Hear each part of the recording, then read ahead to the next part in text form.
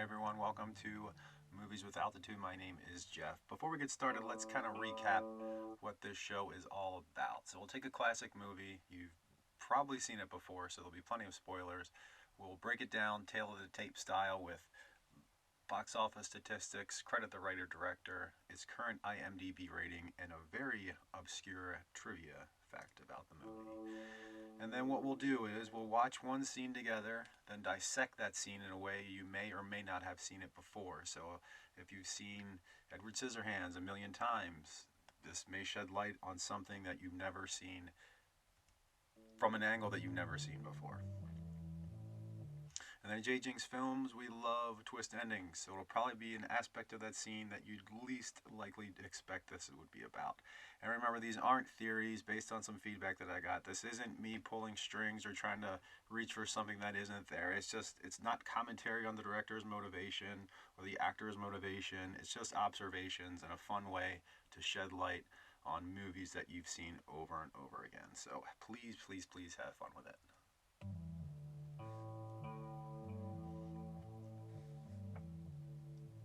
We will be breaking down Edward Scissorhands. Last episode, we did Home Alone as another Christmas movie, Edward Scissorhands, directed by Tim Burton. Hi, I'm Tim Burton, and I'd like to welcome you to a special presentation of Edward Scissorhands.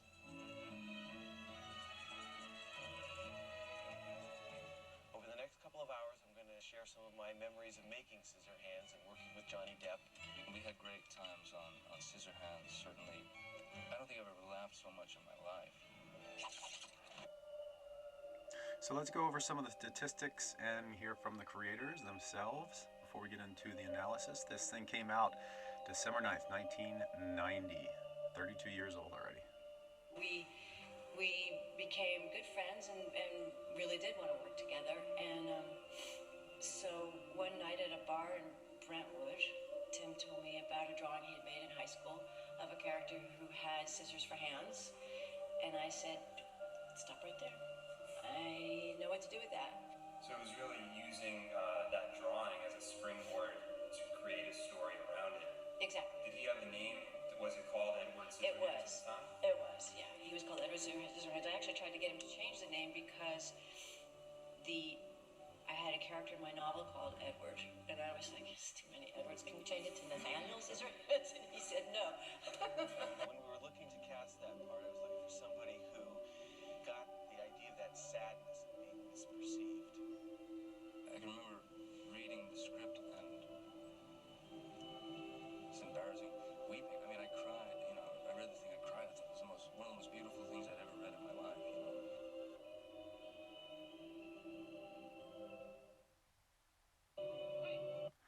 Oh, I almost forgot, but I didn't forget.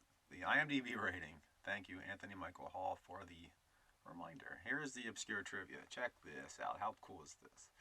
So, Katie's driving up to see Edward at his castle, and we've got a shape of scissors in the clouds. It is good. Thanks, Peg. All right, let's break down the Edward scene analysis. And here's a scene we are going to be watching.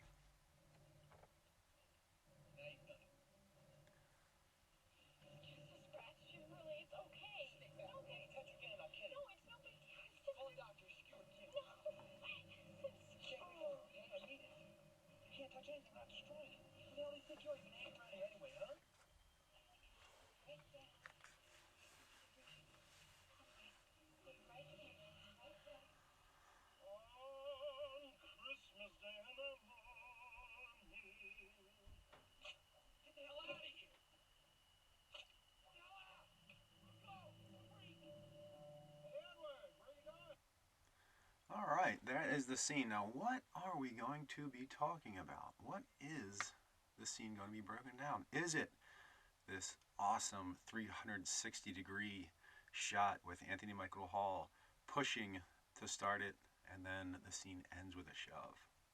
Fantastic. Or is it the fact that they used real cast family photos, even when they were children, on the dresser? Or is we talking about the metaphor of why she got cut? No, it's going to be about the dad on the roof. The dad on the roof stapling snow is what this episode is going to be all about.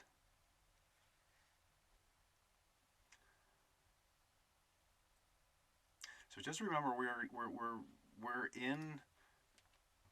in Edward's head for this movie. So the reason why it's told from Edward, or everything looks so fantastical and so over the top, is because this is coming from a new person. This is coming from an outsider who thinks everything is marvelous. So take that into consideration when we're talking about this scene that takes place in their backyard or on the roof.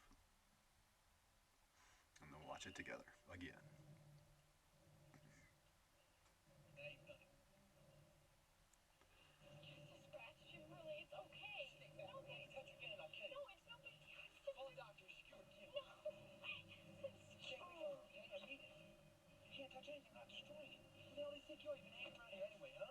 Now that is the placement of where this is taking place. Dad up there, you kind of see where the T-Rex is. That's where the action is taking place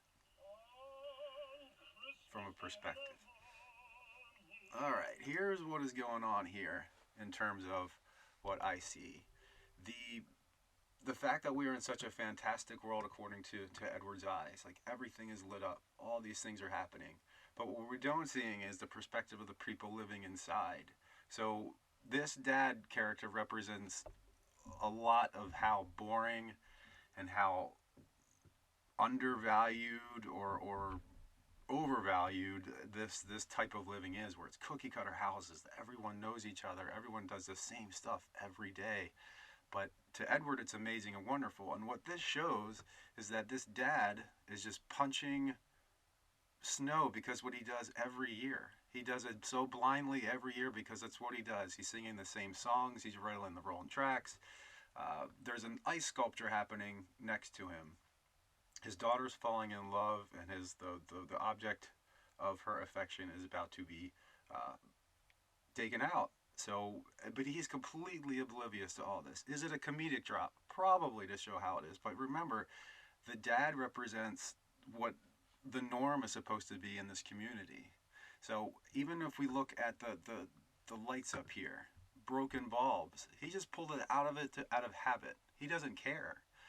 The way I interpreted this scene when I first saw this movie at 11 was that the way this shot is lit is that he was just rolling over last year's snow. He never took the other ones down. It got black and moldy, and it turned gray, and he's just putting another white patch over top of it. Now, we know that it was the way that the scene was taken out, and that is another layer. But the way it's lit, it almost seems like the snow gets just put over every year, and he's going to do another white track over this one. So there's just going to be years and years of snow layered on as just routine and so boring but that's kind of what this represents. And then to give you an idea, there's the drop down. That's where he was pretty much up there stapling. That's the underlit to make it seem darker part, and that's where he left and got kicked out.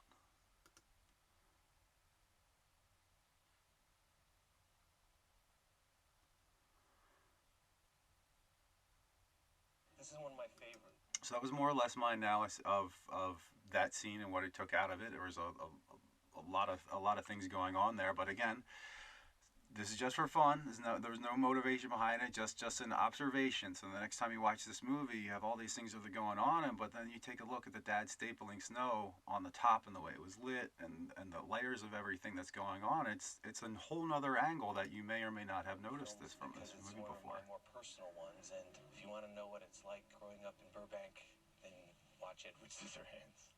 Watch Everton. Thanks again. Like and subscribe. Comment which one you want to see next, and we will see you then. Thank you.